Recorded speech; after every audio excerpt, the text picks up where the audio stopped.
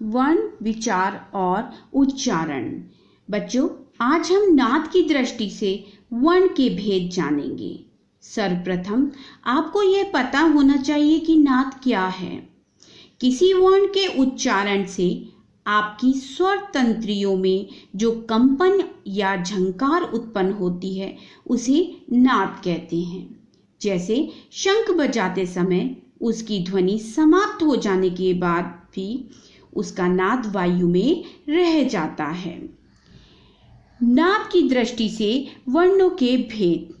उच्चारण करते समय स्वर तंत्रियों में होने वाले कंपन या गूंज के आधार पर वर्णों के दो भेद किए गए हैं, सघोष वर्ण और अघोष वर्ण। सघोष वर्ण जिन वर्णों के उच्चारण में स्वर तंत्रियों में कंपन पैदा होता है उसे सघोष वर्ण कहते हैं। जैसे ग, घ, अंगा, ज, झ, इया, ड, ढ, ण, द, ध, न, प, ब, भ, म, ळ, ढ, य, र, ल, व, ह। सघोष वर्ण को हम घोष वर्ण भी कहते हैं। घोष का अर्थ भी होता है नाद।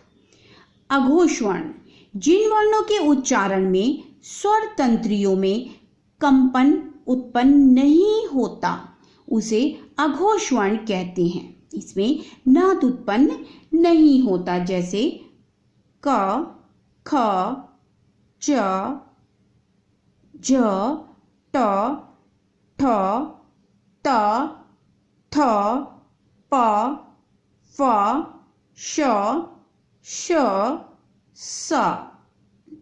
जैसा कि हम जानते हैं कि व्यंजनों को 5 भागों में वर्गीकृत किया गया है। प्रत्येक वर्ग में 5 वर्णों को रखा गया है। जैसे कवर्ग, चवर्ग, टवर्ग, तवर्ग, पवर्ग। प्रत्येक वर्ग का तीसरा, चौथा और 5वां व्यंजन सघोष होता है।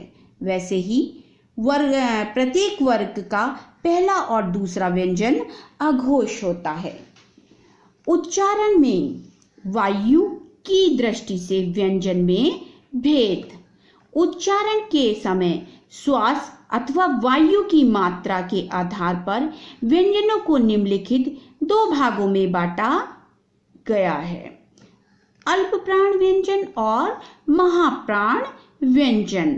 अल्प प्राण व्यंजन जैसे कि शब्द से स्पष्ट होता है, अल्प का अर्थ है थोड़ा और प्राण का अर्थ है वायु। मनुष्य जीवित रहने के लिए वायु का प्रयोग करता है, वायु प्राण होता है। जिन व्यंजनों के उच्चारण में कम समय तथा कम वायु की आवश्यकता होती है वे अल्प प्राण व्यंजन कहलाते हैं।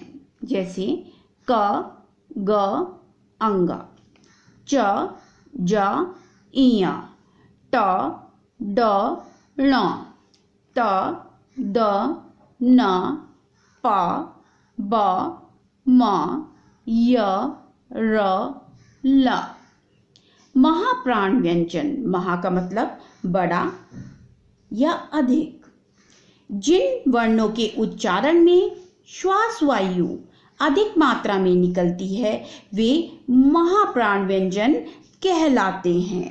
इसलिए इनका उच्चारण करने में अधिक ताकत लगती है। जैसे ख, घ, छ, झ, ठ, ण, थ, ध, फ, भ, श, श, स, ह। प्रत्येक वर्ग का प्रथम, तृतीय और पंचम व्यंजन अल्प प्राण होता है। उसी प्रकार प्रत्येक वर्ग का द्वितीय और चतुर्थ व्यंजन महाप्राण होता है। जैसे कि हम इसमें देखेंगे व्यंजन का वर्गीकरण। व्यंजन के वर्गीकरण में 5 भागों में बांटा गया है, कवर्ग, चवर्ग, टवर्ग, तवर्ग और पवर्ग। पहले हम सघोष देखेंगे। सघोष, सघोष व्यंजन तीसरा, चौथा और पांचवा, यानी प्रत्येक वर्ग का तीसरा, चौथा, पांचवा व्यंजन सघोष होता है। इसके साथ साथ य, र, ल, व और ह सघोष व्यंजन कहलाते हैं। उसी प्रकार अघोष व्यंजन, प्रत्येक वर्ग का पहला और दूसरा व्यंजन अघोष होता है।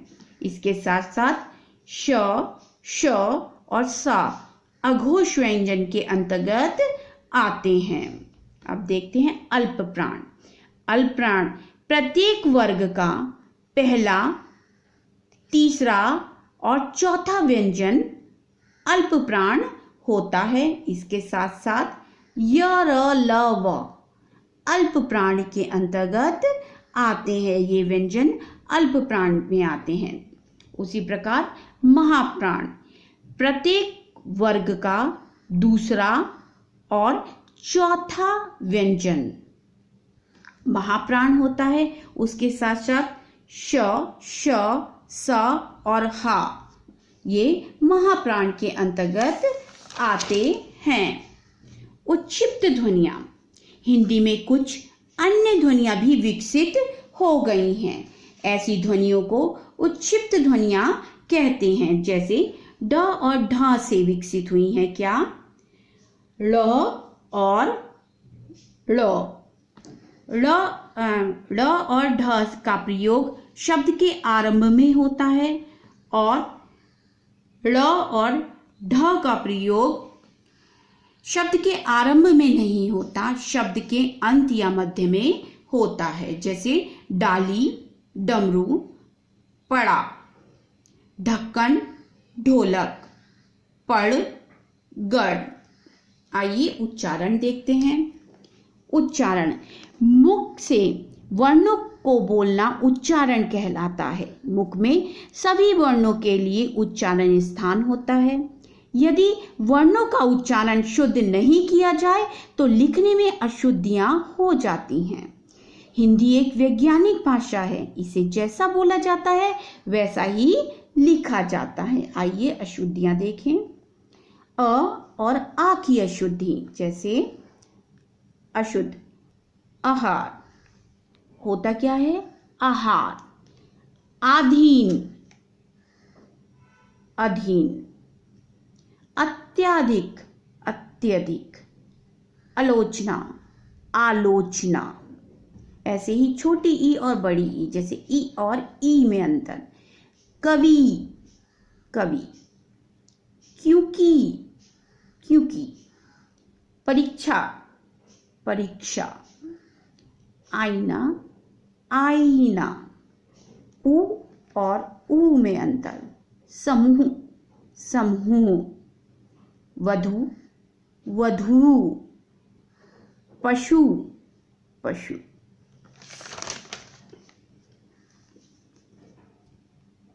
दैनिक, दैनिक।